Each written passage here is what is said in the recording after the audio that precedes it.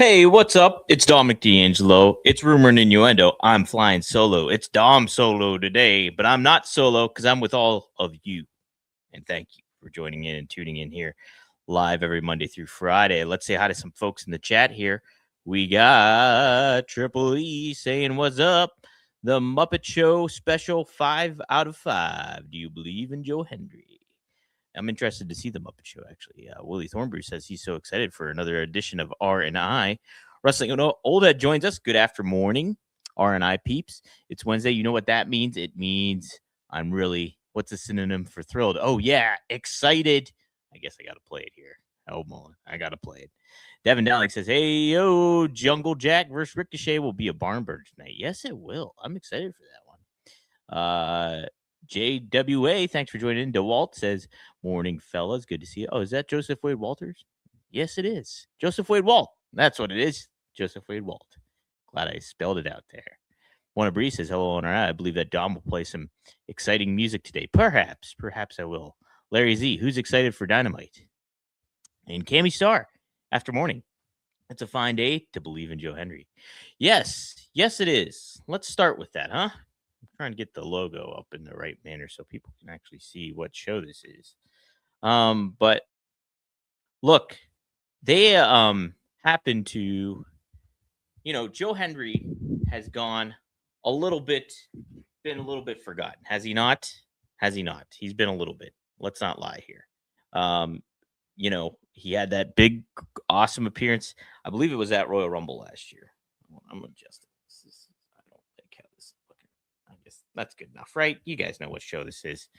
But so he kind of got usurped by Mr. Iguana, if you remember correctly, and then he bounced in between TNA and stuff like that. So he hasn't necessarily been presented as well as maybe he should have been, right? He kind of got forgotten and kind of the bloom got off the rose a little bit. Not necessarily through any fault of his own, but I do feel that they could have done him a little bit better. This is a good way to hit the reset button for him, but for also NXT. Putting him as your NXT champion shows the confidence that they have in him. But on top of it, too, it's a notable name that people are familiar with, that the ardent fan are familiar with. And NXT is that kind of platform where you can have a little bit more fun and create a little bit of intriguing matchups with Joe Hendry. And there, in turn, it sets Joe Hendry up for a new phase, almost. I interviewed Joe probably, is it 2 years ago, maybe a year and a half ago, and I asked him, do you think once this allure of the believe in Joe Hendry kind of ideal kind of runs its course, do you believe in yourself? I don't think I said believe in yourself, but are you confident that you're able to pivot? And he's like, yes. Even before I got the whole question out, he was like, I know that I'm capable of doing something different if need be and everything like that. And not necessarily that he needs to do something super different at this point in time, because I do think that what he's doing, the act still works. And I just don't think it was propped up in the right manner, both by TNA and by WWE in certain manners. So I'm happy for him. I think he'll do a great job. He looks like a star, and it's a good foot forward, I think, for NXT.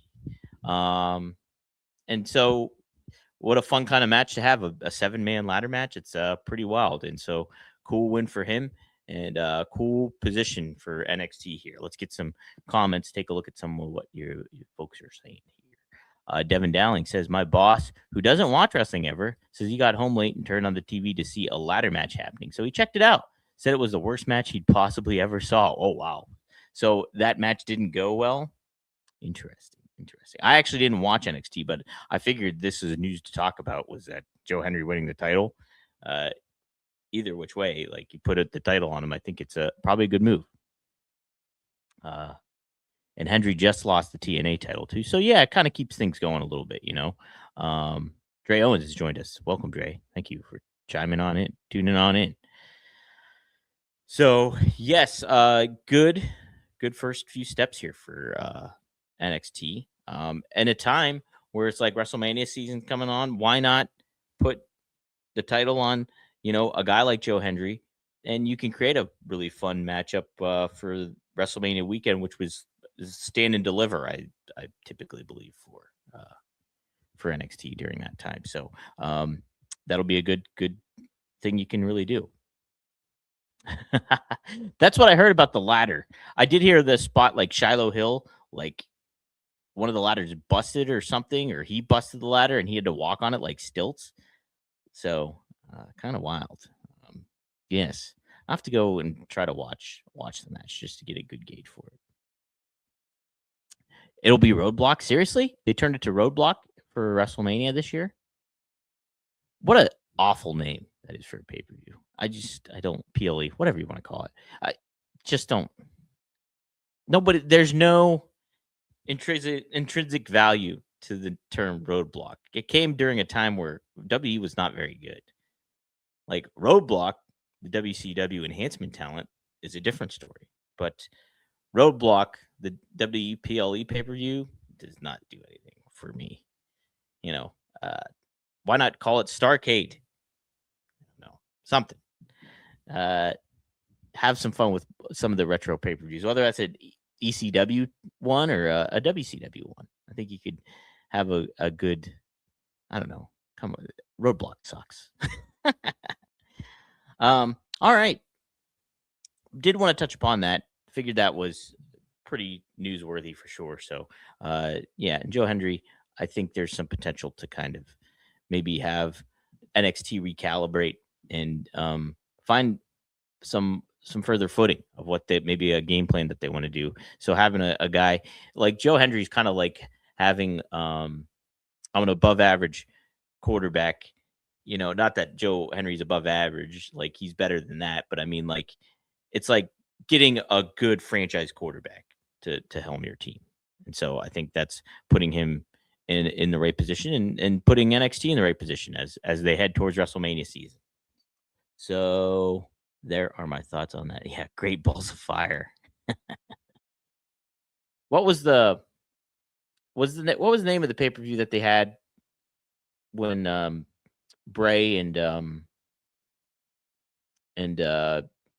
Strowman wrestled in the swamp or whatever? Didn't that have a stupid name? Or am I thinking of something different? There's been a lot of dumb name PLEs over the course of the time. There really has been. Or why don't you go like call it like Armageddon or I don't know. Hit one of your like they do No Mercy, right? They do No Mercy now. I don't know. There's just other names you can kind of have a little bit more fun with. Fully Loaded. NXT Fully Loaded at WrestleMania. Boom. There it is. Fully Loaded. I like that one. That's what it was. Extreme Rules Horror Show. Yikes. Yikes. Thank you, Devin. All right. Yeah, we are excited, aren't we? We all got to be really excited for tonight because it is a Wednesday and you know what that means. I'm so excited, and I just can't hide it. Okay. I'm so excited, and I just can't hide it. All right. Yeah, we're all jazzed up, right? You got to be jazzed up. Like Devin Dowling mentioned earlier, Ricochet versus Jungle Jack Perry should be a good match. But they've been like having that feud. So is this like why are they having this match on Dynamite instead of hey, why not wait till you have your like all in Grand Slam or what is it called? Just Grand Slam, AEW Grand Slam. Or you could maybe prolong it till Revolution, still a month and a half away, probably, right? But yeah, I don't like I'm excited.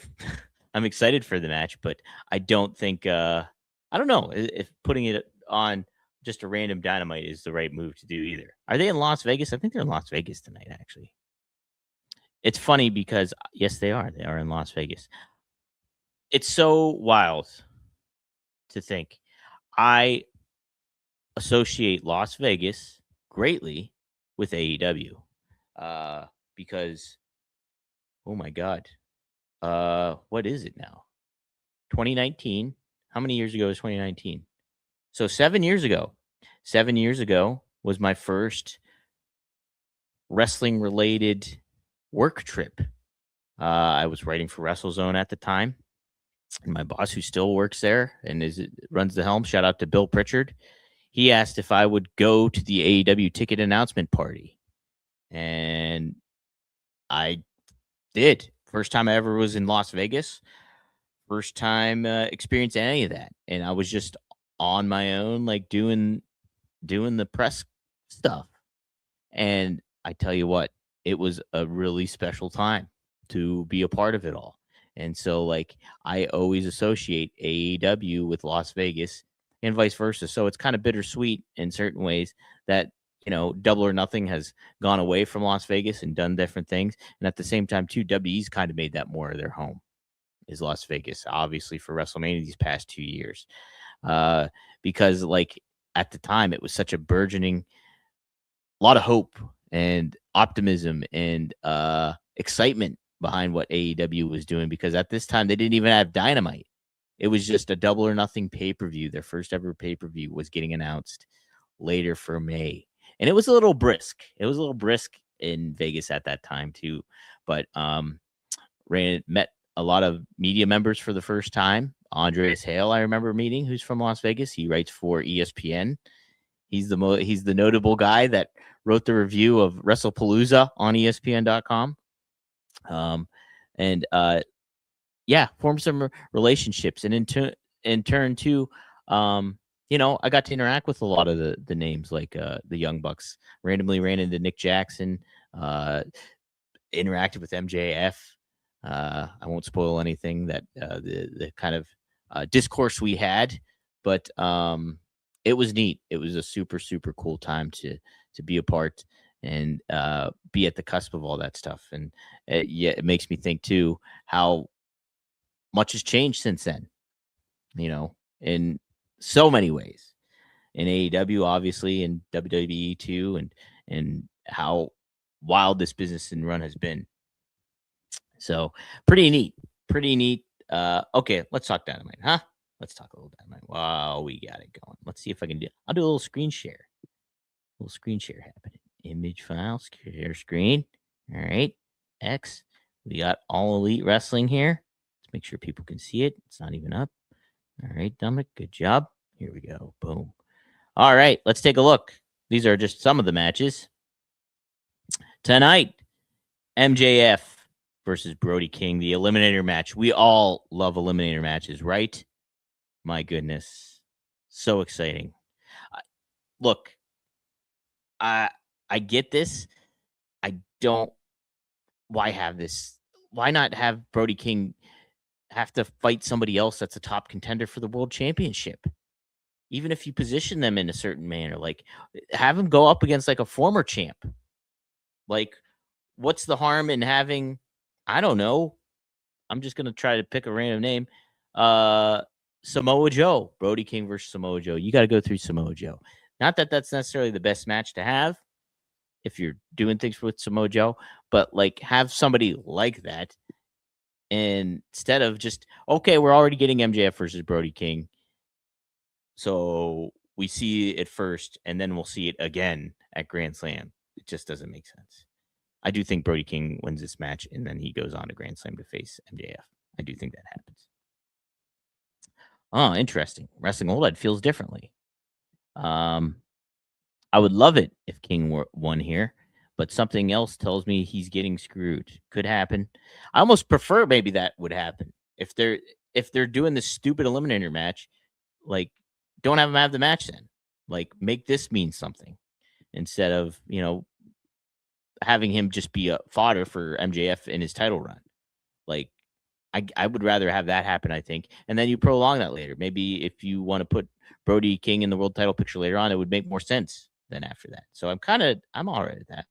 Wrestling World adds this about the Las Vegas. AEW ties into Vegas and y'all economy very well. All in, all out, Double or Nothing, the Casino Gauntlet, all connected in some ways to Vegas. Yes, it ties into all that. And like it just was really neat. MGM Grand Studio, it was taking place in that arena, MGM Grand Arena. So it was like a smaller, intimate venue, but still really neat. Just felt like a really cool, big deal, special time. So yeah, I'm with you. Devin says Brody beats Sammy Guevara, and then he'll beat a pill, and then he beats a pillar. Yeah, but Sammy's not a focus on the show, unfortunately, as much as he used to be. You know, um, have Brody beat Sammy. I see what you mean, but that's not going to earn you a world title shot, right? Like they never show Sammy. They never show Sammy. Um, Dre Owen says sometimes the matches being announced gives away the winner. Yeah, right. It does. I mean, it obviously gives away a winner too when you have like, oh, Kenny Omega's taking on Rocky Romero. Well, we know who's going to win that. John Moxley's taking on Ace Austin. Okay, we know who's going to win that, right? It's like we kind of get this formula that AEW follows with right now. Wrestling All That says, with everyone gunning for MJF's title, do you think he's got to get an insurance policy or two? What's Richard Holiday and Hammerstone doing? See, that would be great. I'd love it if they brought in Hammerstone for sure. Richard Holiday, like the Dynasty was great. I love that faction in MLW. I do. They were fun. They were like had great chemistry with one another, but they were credible because they all looked great, and they all kind of fit that thing. Jeff Enger says AEW should have Kenny Blankenship and Vic Romano announce all eliminator matches. I'm sorry, I don't get that reference. Who is Kenny Blankenship and Vic Romano? Are they MMA guys? Are they MMA guys? Sorry, I don't get the reference, Jeff. But let's see if we get other matches on this card that we like, huh? Let's take a look. We'll pop the share screen back up. All right. Also on the tap is Kenny Omega versus Andrade El Idolo. Should be a good match. Yeah, I loved the match last week with El Idolo. It's just really, really well done, and I thought like he needs to get some wins under his belt. So him getting a win last week was great. So will it end tonight? Yes, I imagine so, because Kenny is been gunning for MJF, and it just I guess it does make sense, but don't know. I'd try to protect some of your talent here. Why put them in the position to lose straight up? Like they'll probably do with El Idolo here as Kenny gets a win. But we'll see. We'll see. They've done different things in the past, so who knows? So there we go. Also on tap, let's hit over. Okay, never mind. That didn't work. We got Hangman Page taking on Mark Davis. Uh-oh, who's going to win this one? Huh? Who we got? These are like glorified enhancement talent matches. Like this is the formula that AEW has gone, and I don't know if it's necessarily a good thing. Why not just have Hangman Page will be in action, and you have him fight somebody that's gonna lose? Like, I mean, Mark Davis, sure, there's not really anything you're necessarily doing with him, but he was part of a tag team of Davis and Doyle. Like, don't you want to keep? I know, unfortunately, Jake Doyle got hurt, so he's out for an extended period of time, likely with a torn bicep. But like, why put your talent in this position? The simple fact that you're advertising Hangman Page in action, is fine. Then he just kicks the crap out of somebody, and you get that thing. So, oh yes. Wow, I forgot about this. Who was that old MMA manager in the early days of Dynamite that had all the titles? Yeah, Dan Lambert. Dan Lambert. He was like that really obnoxious heel. He got some heat for that stuff. That's right. That's right, Jeff. Thank you for that reminder. The most extreme elimination challenge. Don't get eliminated. That's right. Yeah, what a great show that was. So okay, there it is. Hangman Page taking on Mark Davis. It's not like a huge thing. Like, yeah, Mark Davis could lose, but still, it's just like, he's part of a tag team. Why not keep him hot? It's just, I don't think they do their due diligence of protecting some of their mid card and their talent. Ricochet, Jungle Jack Perry, AEW National Championship. I'm just surprised they're having this match tonight. You know, maybe they'll close the show with it, whatever. But you know, you're you're creating a feud between these two. Why not pay it off on a bigger show than just a random Dynamite? You know. So who knows? I don't know. Should be a good match. I'm excited for it either way. Curious what they're gonna else have on tap here. Let's take a look. I actually made the rundown, so I should have brought that up. And seen what else is on tap. Let's take a look. Let's take a look. All right, I guess I covered it all. Actually, those are the 4 matches that were advertised. I thought there was a full blown card of other things. Well, so here's what they need to do. Let's talk about what they need to do, perhaps, huh? How about getting the Young Bucks on there? MJF needs to obviously, I think have promo time and mic time. He definitely enhances the show, so I'd make him always a constant factor. I'd love to see where's Eddie Kingston been. What's up with that, huh? Love to see Eddie Kingston. This is after Royal Rumble. This is on the road to WrestleMania. I wouldn't, if I were AEW, I wouldn't go like, hot shot anything. And, they kind of are, though, in a certain way, like with the Ricochet and Jungle Jack Perry match in a roundabout way. But I would certainly try to make a statement here in regards to, hey, we're still a really good product, and this is what you need to tune in for. There's always opportunities for AEW to create a little bit of a wave. Oh, I mean, follow up big time would be Tommaso Ciampa. Yeah, Eddie Kingston has been on Collision, but do we watch Collision? We do not watch Collision. Like, it's put him on Collision, put him on Dynamite, in some capacity. It just, and even if it's in an effort to advertise Collision, like, hey, Eddie's has a promo here. He's going to be on Collision. Catch him. Check him out. But I mean, like, if he's just on Collision, that's where he's at, and it's unfortunate. Like, just, I thought last week's Dynamite, from whatever. Yeah, I enjoyed last week's Dynamite overall. Like, I had a lot of praise for it. So I always go in Dynamite with skepticism because it's like, are they going to follow through with stuff? Dre Owens says a new Pinnacle could work, MJF, FTR, and maybe Ciampa. I think I'm kind of with you in regards to maybe pairing FTR with MJF again. I think you could do that, I think that would kind of hit the refresh button on FTR, who have kind of just been like, okay, they're a tag team and they're here and we're all familiar with them, but like, what else is new for them? I think there's that kind of runs the play. Collision is the answer to all your AEW related questions. If you're like, hey, where's this guy been? What's this gal been up to? Why haven't we seen this title be defended? It's all taking place on Collision, everybody. That's why.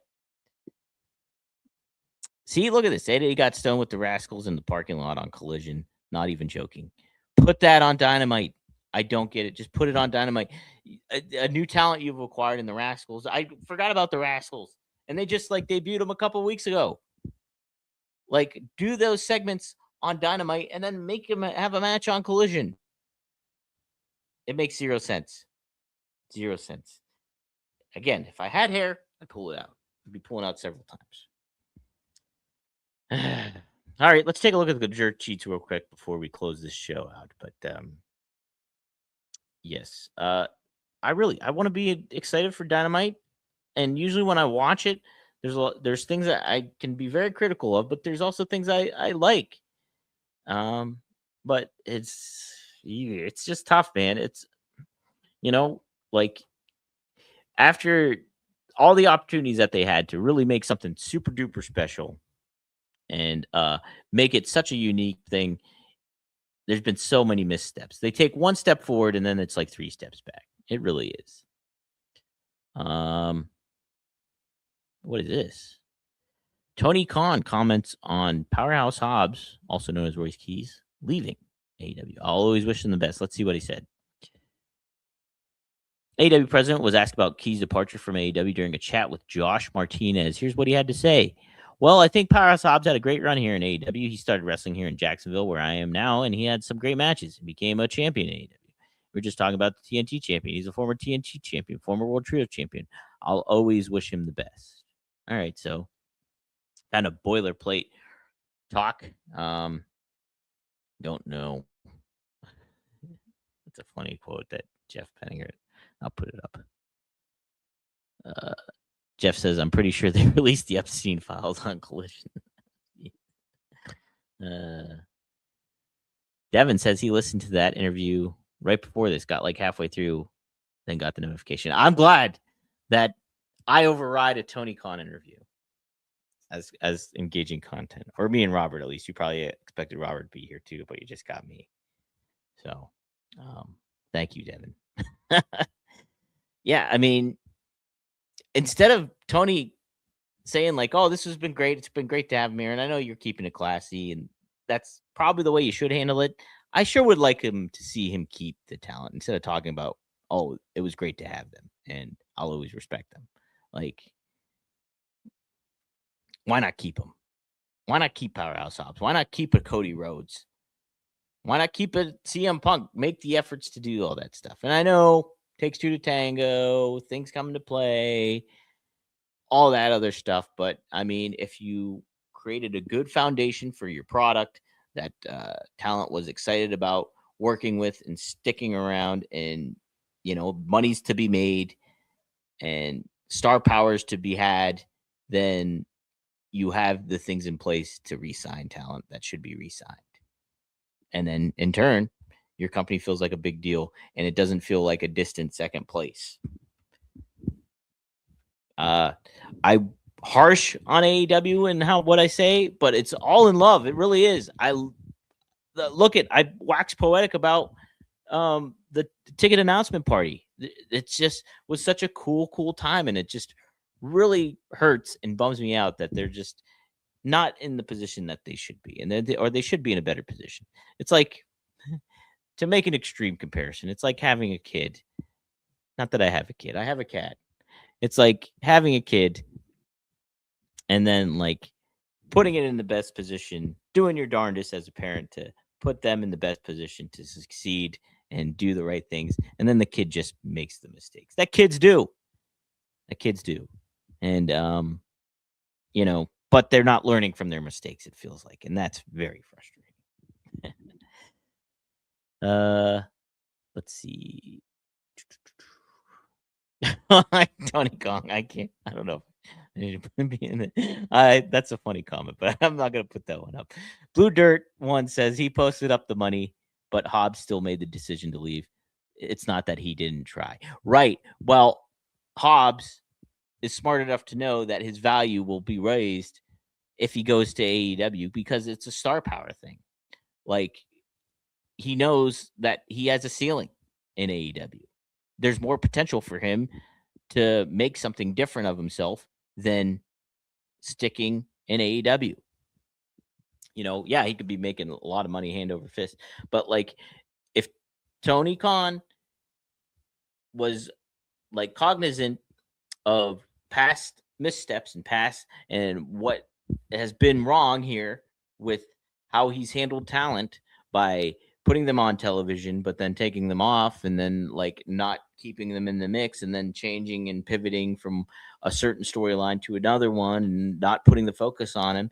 And there in turn, that star power wanes for talent like a Hobbs or a Ricky Saints or a Jade Cargill or, you name it. Like, these wrestlers, unfortunately, had that sober realization that, yeah, AEW is making a lot of mistakes and they're like, and it's very frustrating to be in this existence when like it's usually cash or creative.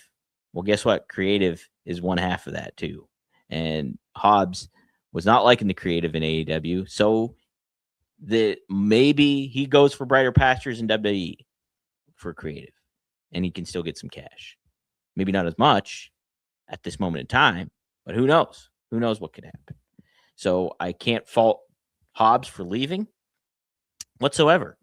And I can't fault any of them for leaving whatsoever because it's a very, very frustrating thing from a creative standpoint of how AEW handles a lot of the talent, the majority of the talent, and that's from the top to the bottom. Like, you can certainly find criticism, and like, not that WWE is perfect. They aren't. I'm not saying that, but I am saying though that there is a certain concerted direction sometimes with WWE where there doesn't, for the most part, on the lower card and even on the top of the card, seems like there's a direction. So I don't fault Hobbs for leaving. I don't whatsoever. I think he probably made the right move. He definitely made the right move. I think for him, even if it's a risk, like even say that he gets put in a position that Rusev is in, like I do not fault him for making that decision. And, he'll still make money, but like, I don't, if Tony Khan did the due diligence of protecting Hobbs and utilizing him in the right way, you don't think Hobbs would have like stayed? I do. Like, I think, and especially if the environment was good and organized and structured, that, hey, this foundation is strong here in AEW. I like what we're doing. I like that we're the anti WWE in certain ways, and we have a clear cut direction, and there's clear, but clearly stuff is not together. Communication is broken down, and things don't play in the favor of talent from a creative standpoint. From a money standpoint, sure, get that payday. Maybe that's what we'll see with AJ Styles. Who knows? But let's see. Blue Dirt chimes in. Yeah, way too many stops and starts in AEW. This is a great opportunity, so hope it works out for him. Yeah, I agree. It's just like, I hope it does too. I hope they utilize Hobbs in the right manner that AEW didn't. And I will in turn be equally frustrated and disappointed from the AEW perspective that WWE took advantage of this big star and AEW had the opportunity and did not. Coming from a New York Jets fan, seeing Sam Darnold in the Super Bowl this Sunday, I'm so happy for Sam Darnold. But I knew as a Jets fan when Sam was struggling and when they did not put him in the right position to win, the New York Jets, and it would have never worked out if Sam stuck in New York. He had to go somewhere else, and boy, did he. He went to Carolina, struggled in Carolina, finally found some footing as a backup in San Francisco, and then who put him in the right position but the Minnesota Vikings? And then who didn't take advantage of him? The Minnesota Vikings. And here he is with the Seattle Seahawks, starting quarterback in the Super Bowl. And so the AEW is very reflective of my New York Jets. All right. That'll do it for me today. Robert, I'm sure we'll be back tomorrow, as we are every Monday through Friday here on a plethora of channels and outlets. The Ad Free Show's YouTube page, the Oh You Didn't Know YouTube page, the at Rumor and Innuendo YouTube page, Podcast Heat Wrestling YouTube. Type that one in. Subscribe to that one. That's the main one. And then you can also check us out on Podcast Heat X account at WDCreative_ish on X. That's Robert's account. At Dominic D'Angelo on X. That's my account. And at SE Scoops X account as well. If you haven't yet, go back, go to studio1sports.com and check out a live discussion I had with Mr. Kevin Callum as we broke down our thoughts about Roman Reigns versus CM Punk at WrestleMania. Is it the right move? I certainly believe it is. And we not only talked about that, but we had some other topics that we covered too, surrounding WrestleMania and the overall vibe going down there too. Also, new episode of One of a Kind with RVD is now up. Great conversation with Rob. We talk about him flying on Vince McMahon's jet by himself for the Breaking Point video he did for One of a Kind, the music video. He talks about the team meetings WWE used to have with Vince McMahon. Were they beneficial or were they counterproductive? Rob chimes in on that. He talks a little bit about the plane ride from hell, Brock Lesnar versus Mr. Perfect. We talk about Sol Ruka and what he sees in Sol Ruka, which is awesome. And plenty of other fun topics too. Stan Hansen, learning some tough love from Stan Hansen. It's a really, really great watch and listen. So go to rvdtv.com, like, share, subscribe to that, help get the word out, and help us with that algorithm as well. Let's see. Thank you for the kind words. Devin, good show. Thank you. One of Bree says Robert was just trying to avoid the Pointer Sisters Day. That might have been it. He said he had a lunch-related work meeting. Maybe just didn't want to hear the Pointer Sisters. So, or maybe Robert was the masked man. Who knows? We'll have to wait and see. So, we could maybe talk about that tomorrow here on Rumor and Innuendo. Best of luck in all your future endeavors, and stay warm outside as we, according to the groundhog, have 6 more weeks of winter. Hopefully not that. Shh.